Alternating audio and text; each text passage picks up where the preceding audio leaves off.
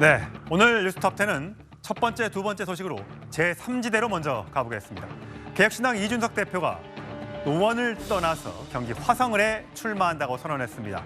앞서 이 대표가 경기도 이 반도체 벨트에 출마 가능성을 내비친 적이 있었는데 그 모습이 현실화된 것 같습니다. 그 모습 먼저 보고 오시죠.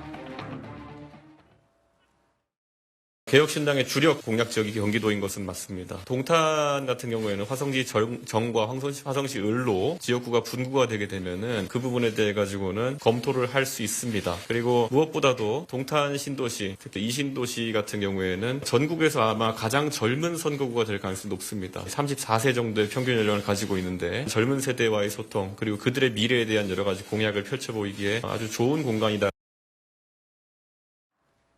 예, 서정욱 변호사님.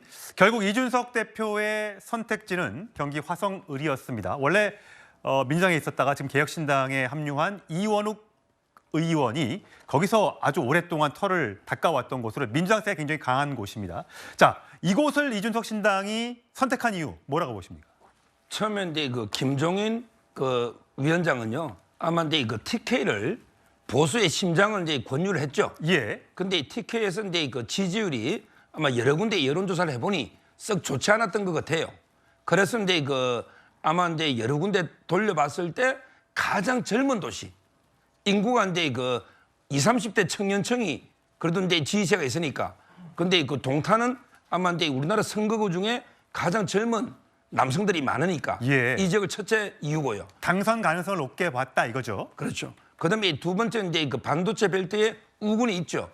바로 이제 용인갑에 양양자 의원이 있고요. 예. 그다음에 이원호 의원이 삼선했던 이런 데 지역이니까 아마 이제 시너지 효과가 있지 않겠는가 이런 데 고려해서 저는 이쪽을 택한 걸로 봅니다. 예.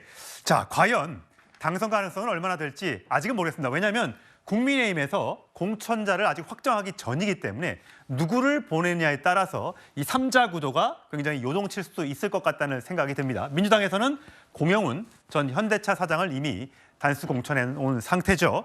자, 이준석 전 대표 원래 계속해서 TK 나가겠다 또는 노원에 계속 나갈 수도 있다라고 얘기했었죠. 작년 12월 27일 날 노원에 있는 고깃집에서 탈당을 선언했었는데 그 장면도 보고 오시죠. 저는 오늘 국민의힘을 탈당합니다. 검투사 정치는 월윤, 즉 보름달과 같아지게 되어 있고 미래를 이야기하는 생산적인 정치는 월신, 초승달과 같이 차오릅니다. 보름달은 항상 집니다. 초승달은 항상 차오릅니다. 내년 4월 상계동의 꿈, 보편적인 민주시민의 고민을 담아낼 수 있는 새로운 정당이 여러분을 대표할 수 있도록 제 모든 것을 쏟아부어서 정진하겠습니다.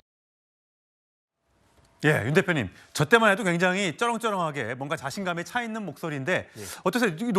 노원에서 오랫동안 그래도 이준석 대표와 호흡했던 이준석 대표를 찍어줬던 유권자들 입장에서는 조금 서운해할 수도 있겠어요. 일단은 노원 자체가 지역구가 이제 두 개로 축소가 되면서 이준석 대표 입장에서도 그렇고 또 이제 기존의 다른 후보들도 선택지가 좀 많이 줄었기 때문에 그런 점도 고려가 된 것인데 사실 이준석 대표가 노원을 박차고 나가서 이제 비례대표라든지 아니면 TK로 가는 것은 어떤 좀 스토리가 있죠. 왜냐하면은 본인이 직접 당을 이끄는 입장에서 비례를 한다든지 아니면 내가 보수의 심장부로 가서 한번 깃발을 꽂아보겠다라는 명분이 있을 텐데 이게 조금 노원에서 화성으로 일종의 좀 수평적 이동을 하는 것 같은 느낌이 들어서 노원 입장에서도 그렇고 또 이 동탄에 있는 신도시 그 지역 주민들 입장에서도 이준석 대표가 왜 굳이 여기를 와서 도전하는가에 대한 좀 의문점은 남을 것 같아요.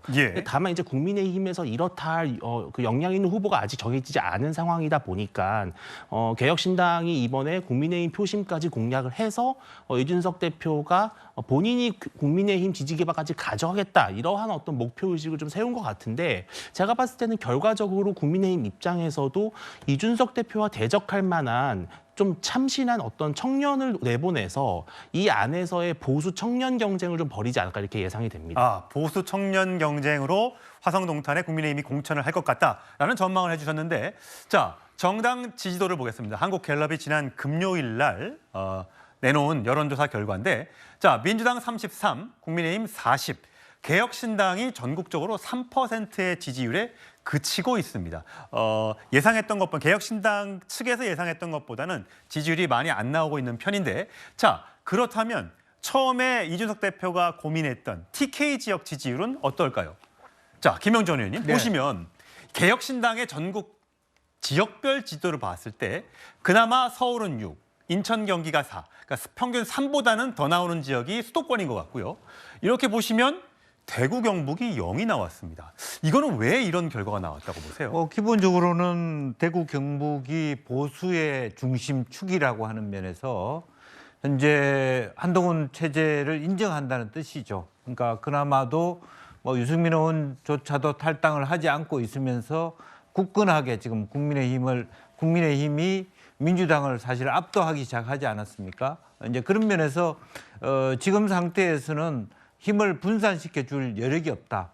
윤석열 정부도 초창기 대통령 지지율이 상당히 낮아서 전체적으로 대구, 경북도 흔들렸는데 한동훈 체제가 들어오면서 이걸 굳건히 하기 시작했다. 이 기조를 가지고 정권 말까지 가겠다. 따라서 이준석 대표한테 더 눈을 돌릴 만한 여력이 없다는 것이고 또 한편으로는 여력이 없다를 떠나서 한동훈 체제가 너무 잘하고 있기 때문에 여기다 집중해서 이번 총선을 이겨달라는 그런 부탁일 수 있겠다는 생각이 듭니다. 예.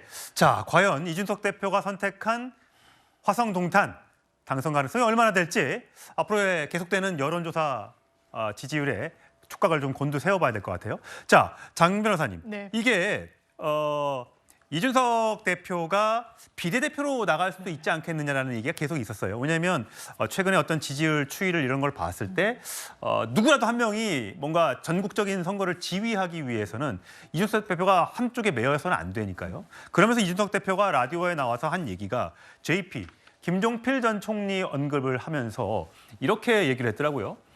과거 JP가 17대 총선인가요? 그때 비례대표 1번을 받고 이제 나갔었는데 전국 득표율이 2.8%, 3%가 안 되는 바람에 결국 1번 비례대표도 당선을 못하고 결국 김종필 전 총리가 정계 은퇴를 하는 수순으로 갔다. 그렇기 때문에 이게 자칫해서 비례대표를 갖다가 이거 죽도 밥도 안 되는 그런 상황 갈 수 있지 않냐 이런 걱정도 있었던 것 같은데 어떻게 보세요? 그런데 이준석 대표가 지금 이런 정치적 여유를 부릴 수 있는 상황인지는 좀 의문입니다. 이준석 대표를 아끼는 많은 분들이 아마 비례로 선회하지 않겠느냐라는 전망을 했죠. 실제로 지금 나오고 있는 수치와 지표들로 보면 지역구에서 의원을 내는 게 상당히 어려울 겁니다. 물론 본인은 이른바 30대 유권자층이 상당히 많이 있고 반도체 벨트라고 해서 젊은 층이 지지를 본인이 할 수 있는 그런 지역을 골라서 간 측면이 있어 보이는데요. 기본적으로 당선 가능성이 얼마나 있는지가 더 관건 아니겠습니까?